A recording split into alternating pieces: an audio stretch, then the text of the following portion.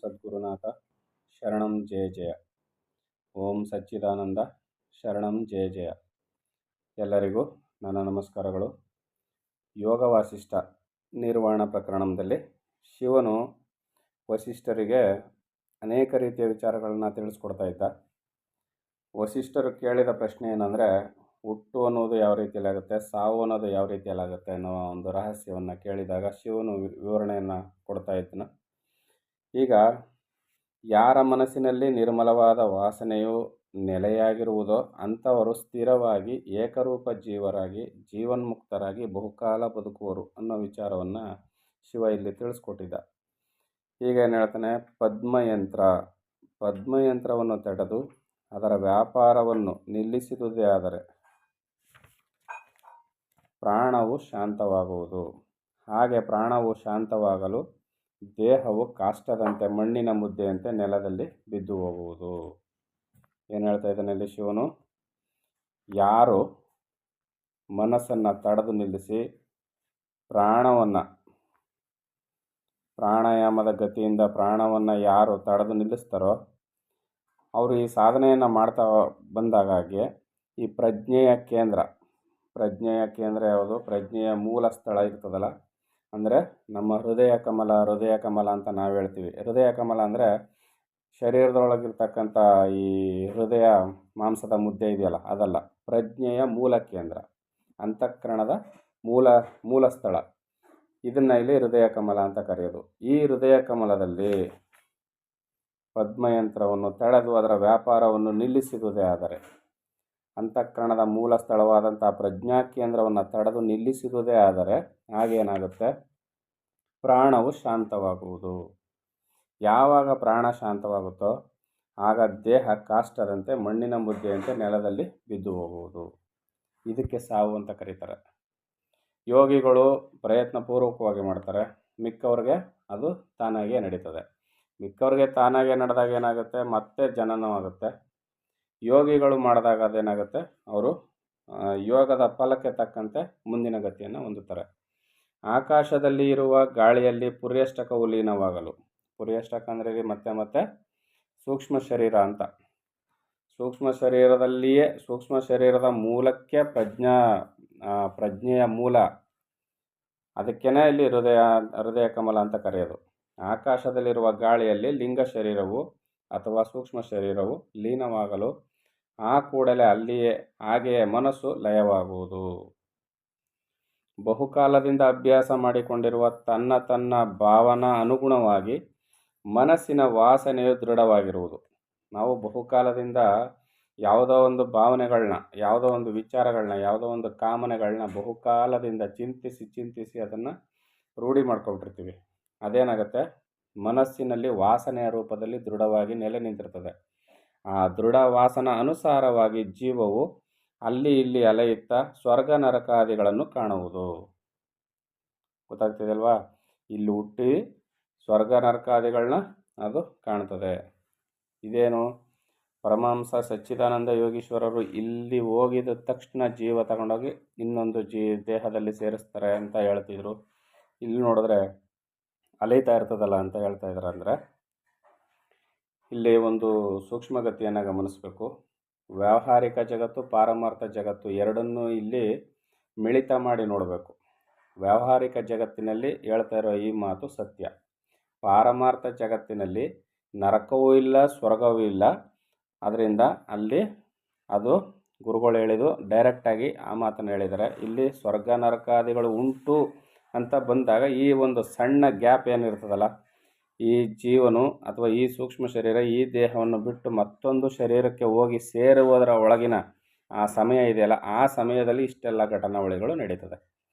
ಈಗ ಬಿಲ್ಲಿನಿಂದ ಎಂಥ ಪ್ರವೀಣನಾದ ಬಿಲ್ಲಾಳು ಬಿಲ್ಲಿನಿಂದ ಒಂದು ಬಿಲ್ಲು ಬಾಣವನ್ನು ತಗೊಂಡು ಬಿಲ್ಲನ್ನು ಹಿಡಿದು ಬಾಣವನ್ನು ಗುರಿ ಮಾಡಿ ಹೊಡೆದ್ರೆ ಅದು ಹೋಗಿ ಗುರಿ ತಲುಪುವವರೆಗೂ ಒಂದು ಸಮಯ ತೆಗೆದುಕೊಳ್ಳುತ್ತಲ್ಲ, ಆ ಸಮಯದಲ್ಲಿ ನಡೀತಕ್ಕಂಥದ್ದು ಸ್ವರ್ಗ ನರಕಾದಿಗಳ ವಾಸ, ಜೀವನ, ಅಲ್ಲದಾಟ ಎಲ್ಲ. ಈಗ ಅರ್ಥ ಆಗ್ತಾಯಿದೆಯಲ್ವಾ? ಅಷ್ಟರಲ್ಲಿ ಎಲ್ಲನ್ನು ತೀರಿಸ್ಕೊಂಡು ಅಲ್ಲಿ ಮುಂದಿನ ಗತಿಗೆ ಹೋಗಿ ಸೇರ್ತದೆ. ವ್ಯಾವಹಾರಿಕ ಜಗತ್ತಿನಲ್ಲಿ ನಡೀತಕ್ಕಂಥ ವ್ಯವಹಾರ ಇದು. ಕಲ್ಪನಾ ಜಗತ್ತಿನಲ್ಲಿ ನಡೀತಾ ಇರ್ತಕ್ಕಂಥ ವ್ಯವಹಾರ ಇದು. ಅಧ್ಯಾತ್ಮ ಜಗತ್ತಿನಲ್ಲಿ ಇದಕ್ಕೆ ಅವಕಾಶ ಇಲ್ಲ. ಅಂದರೆ ವ್ಯಾವಹಾರಿಕ ಸತ್ಯವೋ ಪಾರಮಾರ್ಥ ಸತ್ಯವೋ ಅಂದರೆ ವ್ಯಾವಹಾರಿಕವೂ ಸತ್ಯ, ಪಾರಮಾರ್ಥವೂ ಸತ್ಯ. ಪರಮಾತ್ಮ ಸಾಕಾರವೂ ಹೌದು, ನಿರಾಕಾರವೂ ಹೌದು. ಜಗತ್ತು ಕಾಣ್ತಕ್ಕಂಥ ಜಗತ್ತು ಪರಮಾತ್ಮವೇ, ನಿರಾಕಾರವಾದ ಆ ಚೈತನ್ಯವು ಪರಮಾತ್ಮವೇ, ಎರಡೂ ತಾನೇ ಆಗಿರ್ತದೆ. ಅದರಿಂದಲೇ ವ್ಯಾವಹಾರಿಕ ರೂಪವಾಗಿ ಕಾಣ್ತಾ ಇರ್ತಕ್ಕಂಥ ಈ ಜಗತ್ತಿನಲ್ಲಿ ಸ್ವರ್ಗ ನರಕಾದಿಗಳು ಕೂಡ ಉಂಟು. ಈ ರೀತಿಯಲ್ಲಿ ಜೀವನು ಈ ದೇಹವನ್ನು ಬಿಟ್ಟು ಮುಂದಿನ ದೇಹವನ್ನು ಸೇರುವುದರೊಳಗಾಗಿ ಸ್ವರ್ಗ ನರಕಾದಿಗಳನ್ನ ಅನುಭವಿಸ್ತಾನೆ. ಯಾವ ರೀತಿಯಲ್ಲಿ? ಮನಸ್ಸಿನಲ್ಲಿ ದೃಢವಾಗಿ ನೆಲೆ ನಿಂತಿರುವ ವಾಸನೆಗೆ ಅನುಸಾರವಾಗಿ. ಮತ್ತು ಮನೆಯವರೆಲ್ಲರೂ ಹೊರಟು ಹೋಗಿರುವಾಗ ಮನೆಯು ಹೇಗೆ ಶೂನ್ಯವಾಗಿರುವುದೋ ಹಾಗೆಯೇ ಮನಸ್ಸು ಮತ್ತು ಪ್ರಾಣಗಳು ಇಲ್ಲದ ದೇಹವು ಹೆಣವಾಗುವುದು. ಮನೆಯವರೆಲ್ಲ ಬೀಗ ಹಾಕೊಂಡು ಹೊರಟೋದ್ರೆ ಮನೆ ಹೇಗೆ ಖಾಲಿ ಖಾಲಿ ಹೊಡಿತದೋ ಆ ರೀತಿಯಲ್ಲಿ ಸೂಕ್ಷ್ಮ ಶರೀರ, ಅಂತಃಕರಣ ಮತ್ತು ಪ್ರಾಣ ಎಲ್ಲ ಹೊರಟೋದ್ರೆ ಇದು ಹೆಣ ಅನ್ನಿಸ್ಕೊಳ್ತದೆ. ಯಾವುದು? ಈ ದೇಹ. ಇದನ್ನು ಸಾವು ಅಂತ ಕರೀತಾರೆ. ಅರ್ಥ ಆಯ್ತಲ್ವಾ? ಶರೀರದ ಪಿಂಡೋತ್ಪತ್ತಿಯಲ್ಲಿ ಪಿಂಡ ಉತ್ಪತ್ತಿಯಾಗಿ ಅದರೊಳಗೆ ಬಂದು ಈ ಚೈತನ್ಯ ಬಂದು ಪ್ರಾಣರೂಪವನ್ನು ಪಡೆದು ಅದು ಮನಸ್ಸಾಗಿ ಅಂತಃಕರಣವಾಗಿ ಇಷ್ಟೆಲ್ಲ ವ್ಯವಹಾರವನ್ನು ಮಾಡಿದಾಗ ಜೀವನ ಹುಟ್ಟಿದ ಅನ್ನಿಸ್ಕೊಳುತ್ತೆ. ಈಗ ದೇಹ ಬಿದ್ದೋಯ್ತು, ಪ್ರಾಣ ಹೊರಟೋಯ್ತು, ಜೀವನು ಹೋದ, ಜೀವ ಹೋಯ್ತು, ಸತ್ತು ಹೋಯ್ತು, ಸದ್ವಸ್ತು ಹೋಯ್ತು ಅನ್ನೋ ಅರ್ಥವನ್ನು ಇಲ್ಲಿ ಹೇಳ್ತಾರೆ.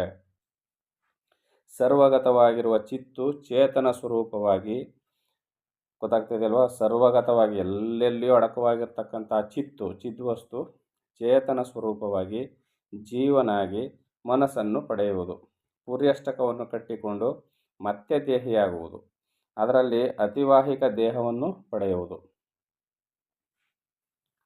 ಆ ಚಿತ್ತು ಹಾಗೆ ಮನಸ್ಸು ಅತಿವಾಹಿಕ ದೇಹವನ್ನು ಪಡೆದುಕೊಂಡು ತನ್ಮಾತ್ರ ಪಂಚಕಗಳ ಸಂಘಾತ ರೂಪವಾಗಿರುವ ಚಿತ್ತವನ್ನು ಸಂಕಲ್ಪದಿಂದಲೇ ಕಟ್ಟಿಕೊಂಡು ಸ್ವಪ್ನ, ಭ್ರಾಂತಿ ಇವುಗಳಂತಿರುವ ಭಾವದಿಂದಲೇ ಸ್ಥೂಲ ದೇಹವನ್ನು ಕಟ್ಟಿಕೊಳ್ಳುವುದು. ಅರ್ಥ ಆಗ್ತಿದಲ್ವಾ? ತಿರ್ಗಾ ಸೃಷ್ಟಿಯನ್ನು ಹೇಳ್ಬಿಟ್ರು. ಇಲ್ಲಿ ದೇಹದ ನಾಶವನ್ನು ಹೇಳಾಯಿತು. ಮತ್ತೆ ಅದೇನಾಗುತ್ತೆ? ಇದೇ ಚಿತ್ತು ಮನಸ್ಸು ಆಗುತ್ತೆ, ಮತ್ತು ಸೂಕ್ಷ್ಮ ದೇಹ ಆಗುತ್ತೆ. ಪಂಚಭೂತಗಳ ಸಂಘಾತದಿಂದ ಪಂಚೀಕರಣವನ್ನು ಹೊಂದಿ ಹೊಸ ದೇಹವನ್ನು ಪಡೆದುಕೊಳ್ಳುತ್ತೆ. ಈ ಎಲ್ಲವನ್ನು ಯಾವುದರಿಂದ? ಸ್ವಪ್ನ, ಭ್ರಾಂತಿ ಇವುಗಳಂತಿರುವ ಭಾವದಿಂದಲೇ ಸ್ಥೂಲ ದೇಹವನ್ನು ಕೂಡ ಕಟ್ಟಿಕೊಳ್ತದೆ. ಈ ವಿಚಾರವನ್ನು ಅಲ್ಲಲ್ಲಿ ಅನೇಕ ಬಾರಿ ವಿವರಣೆ ಕೊಟ್ಟಿರೋದ್ರಿಂದ ತಾವುಗಳು ಅದನ್ನು ಗಮನಕ್ಕೆ ತಂದುಕೋಬೇಕು. ಆ ಭಾವನೆಯು ದೃಢವಾಗುತ್ತಾ ಬಂದ ಹಾಗೆಲ್ಲ ಅತಿವಾಹಿಕ ದೇಹವು ಬಲವಾಗುತ್ತಾ ಬರುವುದು. ಅತಿವಾಹಿಕ ದೇಹವು ಬಲವಾಗುತ್ತಲೂ ಮಿಕ್ಕೆಲ್ಲವೂ ಮರೆತು ಬಿಡುವುದು. ಹೀಗೆ ಇದುವರೆಗೆ ಇರದಿದ್ದ ಶರೀರವನ್ನು ಕಟ್ಟಿಕೊಂಡು ಅದರಲ್ಲಿ ತಾನೆಂಬ ಭ್ರಾಂತಿ ರೂಪವಾದ ಕೃತ್ರಿಮ ಭಾವನೆಯನ್ನು ಹೊಂದುವುದು. ಆಗ ಅಸತ್ತಾದ ಜಗತ್ತನ್ನು ಸತ್ಯವೆಂದು, ಸತ್ಯವಾದ ಬ್ರಹ್ಮವನ್ನು ಅಸತ್ಯವೆಂದು ಭಾವಿಸುವುದು. ಕೃತ್ರಿಮ ಅಂದರೆ ಈ ಜಾದು ಮಾಡೋರು ಮಾಡ್ತಾರೆ ನೋಡಿ, ಆ ಕೃತ್ರಿಮ ಜಗತ್ತು, ಇಲ್ಲದ್ದನ್ನು ಇದ್ದಂತೆ ತೋರಿಸಿ ಮೋಸಗೊಳಿಸುವುದಂಥದ್ದಿಲ್ಲ, ಈ ಕೃತ್ರಿಮ ಭಾವನೆಯನ್ನು ಹೊಂದುವುದು. ಆಗ ಅಸತ್ತಾದ ಜಗತ್ತು ಸತ್ಯವೆಂತ ತೋರಿಸ್ತದೆ, ಸತ್ಯವಾದ ಪರಬ್ರಹ್ಮ ಅಸತ್ಯವೆಂದು ಭಾಸವಾಗುತ್ತದೆ. ಸರ್ವಗತವಾದ ಚಿತ್ತೆ ತನ್ನ ಒಂದು ಅಂಶದಿಂದ ಜೀವನಾಗಿ ಮನಸ್ವವನ್ನು ಪಡೆಯುವುದು. ಮನಸ್ಸು ಪುರ್ಯಷ್ಟಕವೆಂಬ ರಥವನ್ನು ಏರುವುದು, ಅನಂತರ ಜಗತ್ತನ್ನು ಸೇರುವುದು. ಪ್ರಾಣಮಯವಾದ ಪುರ್ಯಷ್ಟಕವು ಯಾವಾಗ ದೇಹವನ್ನು ಹೃದಯ ವ್ಯಾಪಾರವೆಂಬ ಬೇತಾಳವನ್ನು ಮುಂದಿಟ್ಟುಕೊಂಡು ವ್ಯಾಪಾರ ಮಾಡಿಸುವುದೋ ಆಗ ದೇಹವು ಮೃತವಾಯಿತು ಎನ್ನುವರು. ಚೆನ್ನಾಗಿ ಗೊತ್ತಾಗ್ತಾ ಇದೆಯಲ್ವಾ? ಪುರ್ಯಷ್ಟಕವು ಕ್ಷೀಣವಾಗಿ ಚಿತ್ತವು ಆಕಾಶದಲ್ಲಿ ಲೀನವಾದಾಗ ದೇಹವು ಮೃತವಾಯಿತು ಎನ್ನುವರು. ಜೀವವು ಅಂದರೆ ಚಿತ್ತ ಸ್ವಭಾವವನ್ನು ಪಡೆದುದರ ಫಲವಾಗಿ ತನ್ನ ಬ್ರಹ್ಮಭಾವವನ್ನು ಮರೆತು ಅಶಕ್ತವಾಗುವುದು. ಹೀಗೆ ಮರೆತುದರಿಂದಲೇ ಎಲೆಯು ಕಾಲವಶವಾಗಿ ಹಣ್ಣಾಗುವ ಹಾಗೆ ಹಣ್ಣಾಗುವುದು.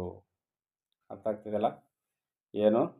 ಜೀವವು ತನ್ನ ಸ್ವಭಾವವನ್ನು ಪಡೆದುದರ, ಚಿತ್ತ ಸ್ವಭಾವವನ್ನು ಪಡೆದುದರ ಫಲವಾಗಿ ತನ್ನ ಬ್ರಹ್ಮಭಾವವನ್ನು ಮರೆತು ತಾನೇ ಪರಮಾತ್ಮನೆಂಬ ಭಾವನೆಯನ್ನು ಮರೆತಿದ್ದರ ಫಲವಾಗಿ ಏನಾಯಿತು? ಈಗ ಅದು ನಾನು ಜೀವನು, ನಾನು ವಿನಾಶಿ, ದುಃಖಿ, ಸಂಸಾರಿ ಅನ್ನೋ ಒಂದು ಭಾವನೆಗೆ ಒಳಗಾಯಿತು.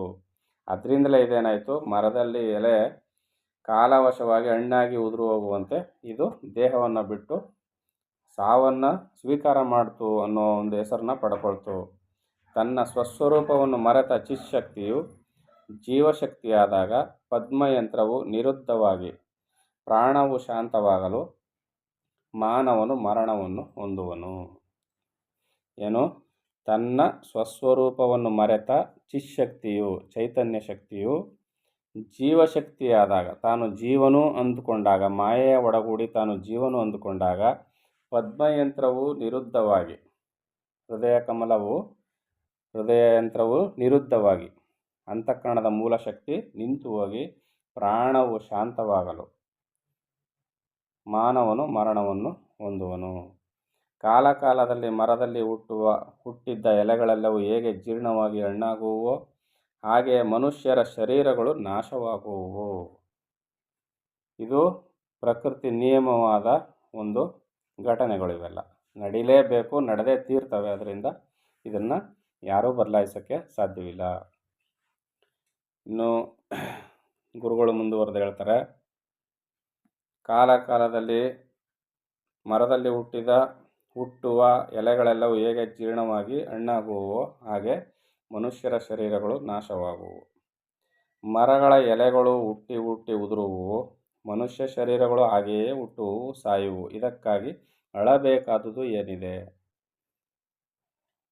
ಅರ್ಥ ಆಯ್ತಲ್ಲ? ಒಂದು ಜಗತ್ತಿನಲ್ಲಿ ಎಷ್ಟೋ ದೇಹಗಳು ಬರ್ತವೆ ಹೋಗ್ತವೆ. ಒಂದು ಮರದಲ್ಲಿ ಪ್ರತಿ ವರ್ಷವೂ ಅನೇಕ ಎಲೆಗಳು ಬರ್ತವೆ, ಚಿಗುರ್ತವೆ, ಬಲಿತವೆ, ಕೊನೆಗೆ ಹಣ್ಣಾಗ್ತವೆ, ಉದುರೋಯ್ತವೆ. ಮತ್ತೆ ಮರುವರ್ಷ ಬೇರೆ ಎಲೆಗಳು. ಇದೇ ರೀತಿಯಲ್ಲಿ ಈ ಜಗತ್ತೆಂಬ ಮರದಲ್ಲೂ ಕೂಡ ದೇಹಗಳು ಬರ್ತಾ ಇರ್ತವೆ, ಹೋಗ್ತಾ ಇರ್ತವೆ, ಬರ್ತಾ ಇರ್ತವೆ, ಹೋಗ್ತಾ ಇರ್ತವೆ. ಕೊನೆಗೊಂದು ದಿನ ಮರ ನಶಿಸಿ ಹೋದಂತೆ ಜಗತ್ ಪ್ರಳಯವಾಗುತ್ತೆ, ಮತ್ತೆ ಹೊಸ ಮರಗಳು, ಮತ್ತೆ ಹೀಗೆ ಸೃಷ್ಟಿ ಇದು ಪರಿವರ್ತನೆ ಆಗ್ತಾ ಇರ್ತದೆ. ಇದು ಜಗತ್ತಿನ ನಿಯಮ. ಇದು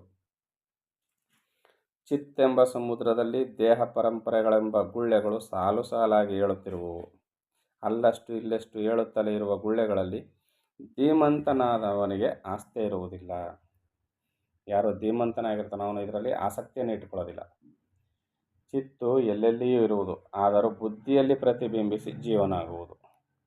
ಪರಮಾತ್ಮನ ಚೈತನ್ಯ ವಸ್ತು ಎಲ್ಲೆಲ್ಲೂ ತುಂಬಿರ್ತದೆ, ಆದರೆ ಅದೆಲ್ಲಿ ಬುದ್ಧಿಯಲ್ಲಿ ಪ್ರತಿಫಲಿಸಿ ಜೀವನ ಅನ್ನಿಸ್ಕೊಳ್ಳುತ್ತೆ. ಪ್ರತಿಬಿಂಬವು ಬೇರೊಂದು ಪದಾರ್ಥದಂತೆ ತೋರಿದರೂ ಅದು ಎಂದಿಗೂ ಬೇರೆಯಲ್ಲ. ಕನ್ನಡಿಯಲ್ಲಿ ತೋರಿದ ಪ್ರತಿಬಿಂಬವು ಕನ್ನಡಿಗಿಂತ ಬೇರೆ ಏನು?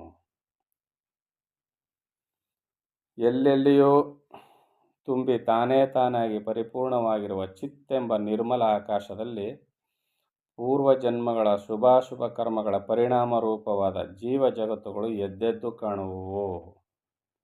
ಅವುಗಳಲ್ಲೆಲ್ಲ ಸುಖ ದುಃಖ ಫಲಾನುಭವದಿಂದ ಪ್ರಕಟವಾಗುವ ನಗು ಅಳುಗಳು ತಾವಾಗಿ ತುಂಬಿರುವುವು. ಏನು ಹೇಳ್ತಾ ಇದ್ದಾರೆ? ಅಷ್ಟೊಂದು